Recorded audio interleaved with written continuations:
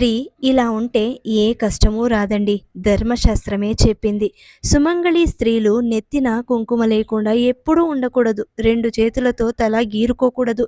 అయిన దానికి కాని దానికి ఎప్పుడూ కంటనీరు పెట్టుకోరాదు. ఇది దరిద్రమును తెచ్చిపెడుతుంది. ఒక ఆకులో వడ్డించిన దానిని తీసి మరొక ఆకులో వడ్డించకూడదు.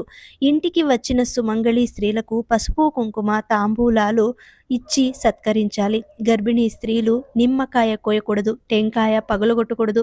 గర్భిణీ స్త్రీలు గుమ్మడికాయ కొట్టకూడదు. సూర్యోదయం పూర్వమే ఇంటి ముందు కల్లాపు చల్లి ముగ్గులు వేయడం వలన లక్ష్మీ అనుగ్రహం కలుగుతుంది. మీ ఇంట్లో ఇలాంటి పనులు చేయడానికి మనిషి ఉన్నా ఇంటి యజమానురాలు చేయడం వల్ల లక్ష్మీ లోగిలిలోకి రావడానికి సిద్ధపడుతుంది.